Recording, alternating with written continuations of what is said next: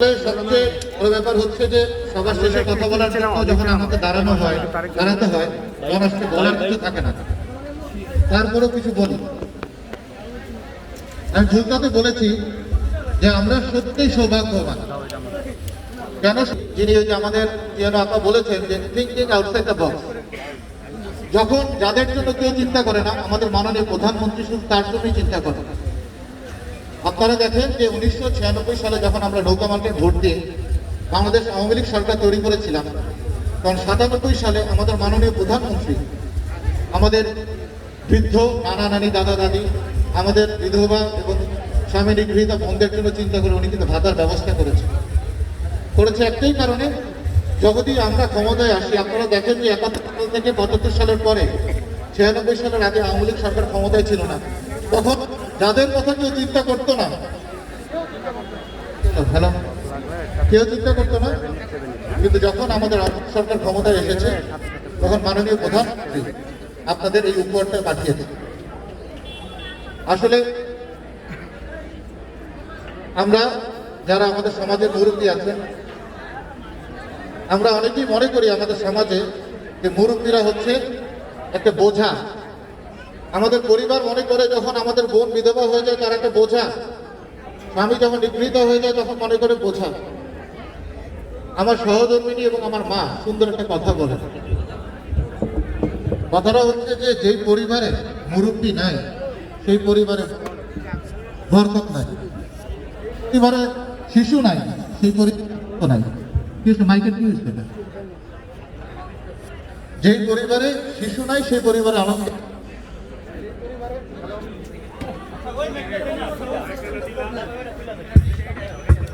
Hello, disturb করতেছে।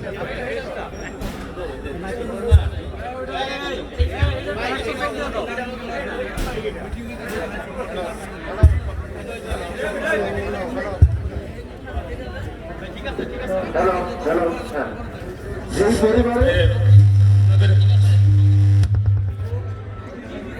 তাদের কথাগুলো আবার বলি, যেই পরিবারে মুরব্বী নাই সেই পরিবারে বরকত নাই, যেই পরিবারে শিশু নাই সেই পরিবারে আনন্দ নাই, যেই পরিবারে বোন নাই সেই পরিবারে ভাই হচ্ছে সবচেয়ে বেশি অসহায়। আজকে আমাদের উৎপন্ন একটা পরিবার, এই পরিবারে আপনারা যারা আছেন আমাদের মুরব্বী, আপনারা হচ্ছেন ইতিহাসের সাক্ষী, আপনারা হচ্ছেন অভিজ্ঞতার স্তম্ভ। আমরা আপনাদেরকে ফেলে দিতে পারি না। আমাদের প্রধানমন্ত্রীরা আমাদের আগে অনেক আগে চিন্তা করেছেন, চিন্তা করে কিন্তু উনি আপনাদেরকে ভাতার ব্যবস্থা করেছেন। আজকে আমাদের এই সমাজে অনেকেই আছেন যারা মনে করে যে আপনারা হচ্ছেন একটা বোঝা, আমরা তা মনে করি না। আমাদের যারা বিধবা মা বোনেরা আছেন, স্বামী নিগৃহীত বোনেরা আছেন, আপনারা বোঝা না, আপনারা আমাদের পরিবার, এবং এই পরিবারের জন্যই কিন্তু আজকে আমার এই অনুষ্ঠানে আসা। একটু মাইকের সাথে বলা যায় একটু।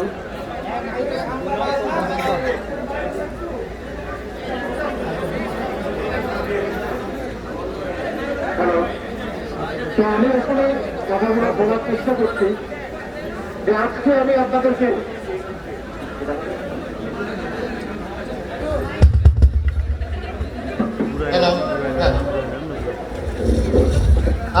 আপনাদের কিছু কথা বলার জন্য আজকে আমি মাইকটা ধরেছি।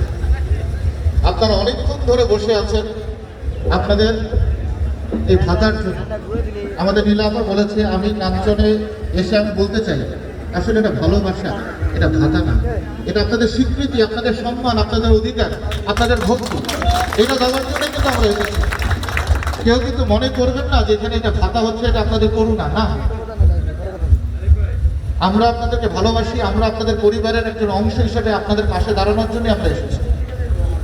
আর একটা কথা বলা প্রয়োজন, আসলে যে দেখেন আমাদের এখানে অনেকেই মুরব্বী আছেন, আপনারা জানেন যে করোনা কাল চলছে।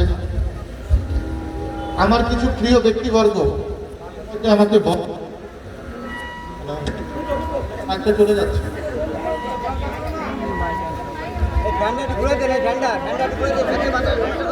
হ্যালো, হ্যালো, আমার কিছু প্রিয় ব্যক্তিবর্গ আছেন, তারা মাঝে মধ্যে আমাকে বলে যে আমি মাস্ক কেন করি, আমি ফেস শিল্ড কেন করি। আমি আমাদের সেই শ্রদ্ধেয় ব্যক্তিদেরকে, আমার প্রিয় ভালোবাসার পাত্রদের একটু উত্তরটা দিতে চাই। আমি মাস্কটা করি কারণ আমি বাংলাদেশকে ভালোবাসি, আমি মাস্ক করি কারণ আমি জীবনকে ভালোবাসি, আমি মাস্ক করি কারণ আমি আমাদের কোরআন হাদিসে যে নির্দেশনা আছে সেটা পালন করতে চাই, এই কারণে মাস্ক করি। আজকে দেখেন, বেশি না, অনেকেই বলে যে করোনা কিছু না, করোনায় 3 কোটি লোক আক্রান্ত হয়েছে সারা পৃথিবীতে এবং 10 লক্ষ লোক অকালে মৃত্যুবরণ করেছে। আমি রূপগঞ্জে আসছি, করোনা নিতেও আসি নাই, করোনা দিতেও আসি নাই, আমি আসছি আপনাদের ভালোবাসা নিতে, ভালোবাসা দিতে। এই কারণেই মাস্কটা করেন। তো এখন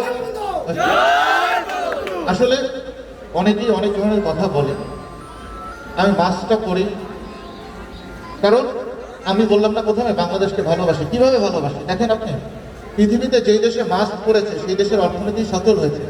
যেসব দেশে মাস্ক পরে নেই, আশেপাশের দেশ দেখেন, আমেরিকা, কানাডা দেখেন, ইউরোপ দেখেন, সে দেশের অর্থনীতি ধ্বংস হয়ে গেছে। আজকে আমার ছেলে মেয়ে, আমার শিশুরা, আমার ছোট ছোট ভাই বোনেরা স্কুলে যায় না কারণ এই করোনার কারণে। আমি চাই আমার স্বাভাবিক জীবনে ফিরে যেতে। আমি আপনাদের চ্যালেঞ্জ করে বলে যাচ্ছি, বাংলাদেশের 16 কোটি মানুষ যদি মাস্ক পরে তাহলে 1 মাসের মধ্যে বাংলাদেশে করোনা রোগী খুঁজে পাওয়া যাবে। হ্যালো, কিন্তু আমরা মাঝে মধ্যে এই জিনিসটাকে অবহেলা করি।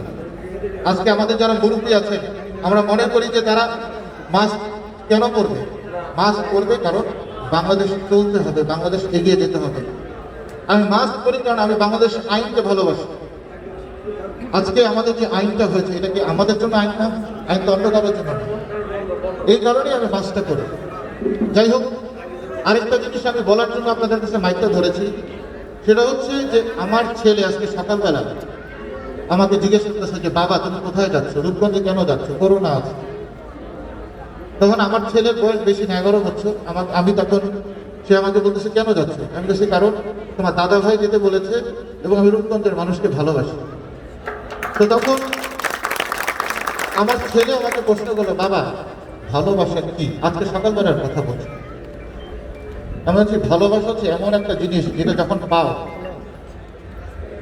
এমন সুদ বেশি এই জিনিসটা যে সারা জীবন সুদ পরিশোধ করতে পারবা, আসল কোনোদিনও পরিশোধ করতে পারবা না। এটাই হচ্ছে ভালোবাসা। আপনারা কিভাবে ভালোবাসা দিয়েছেন? আপনারা কিভাবে ভালোবাসা দিয়েছেন? আপনারা ভোট দিয়েছেন না নৌকায়?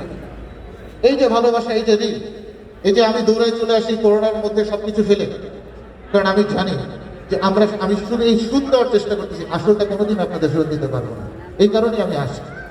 আমার বাবা গোলাম দস্তগীর গাজী সাহেব বাংলাদেশের একজন মন্ত্রী নির্বাচিত হয়েছে। তারপরে আমাকে একটা কথা বলে যে করোনার সময় উনি 2 মাস আসতে পারেন না। আগে থাকতো রূপগঞ্জে বৃহস্পতি, শুক্র, শনি, এখন বুধবার দিন চলে আসে। আমি বললাম বাবা আরেকটা দিন বাড়াই দিলে করোনার সময়। বলে একটু ছুটি কাটাইছিলাম না, এখন ছুটি তো পরিশোধ করতে হবে। এতটুকু আপনাদের ভালোবাসা। আমার বাবা এমন একটা মানুষ, যা কিছুই করে রূপগঞ্জ তার মানে বুকের থেকে কোনো সময় সরাইতে পারে না। সবসময় রূপগঞ্জে কি হবে, রূপগঞ্জে কি হবে, রূপগঞ্জে কি হবে, রূপগঞ্জের মানুষের কি হবে। আসলে উনি ওই ভালোবাসার ঋণের আপনাদের সাথে পড়ে যাচ্ছে। আপনারা আমাদেরকে, আমি একটা গল্প বলি। গতকালকে আমি বন্ধুর বাসায় গিয়েছি। তো বাসায় যাওয়ার পর বন্ধু বসে আছে, বসে বলছে আসেন মন্ত্রীর পোলা আসেন। আমাকে বলছে, আমি বলছি মন্ত্রীর পোলা নাই, আমি ভোট ভিখারির পোলা। নির্বাচন যখন আসে তখন আমরা ভোট ভিক্ষা চাই, আপনাদের দুয়ারে দুয়ারে চাই। আজকে ভোট ভিখারির ছেলে হিসেবে আমি কিন্তু আপনাদের কাছে আসি। আজকে ভাষণও দিচ্ছি ভোট ভিখারি হিসেবে। আমরা কিন্তু আপনাদের কাছে দেনার জন্য আসি, ঋণ পরিশোধ করার জন্য আসি, অন্য কোনো কারণে আসি না। আপনারা অনেক নেতা দেখবেন যে নির্বাচনের সময় খুঁজে পাবেন, তারা খুঁজে পাবে না। আমাদের পরিবার, আমার বাবা, আমার মা, আমি তো এতিম হইতে চাই না। করোনার সময় আমার মায়েও এলাকায় থাকে, আমার বাবাও এলাকায় থাকে। আমি তো সন্তান, আমি বাবা মারে ভালোবাসি। আমি বাবার পায়ে ধরেছি, মার পায়ে ধরেছি যে মা একটু কম মানুষের সাথে দেখা করো। আমার মা বলে দূর বোকা, ওরা ভোট দিচ্ছে না আমাকে। এই কথাগুলো আমি কি বলবো? একজন সন্তান হিসেবে আমি আকুতি করেছি। আমি যে এসেছি আজকে দেখেন, আমি কিন্তু বাবার বোঝাটা একটু হালকা করার জন্য এসেছি। অথচ হ্যালো, সমাজে অনেক সন্তান আছে যারা পিতা মাতাকে অবহেলা করে। খালি করো ভাইয়া।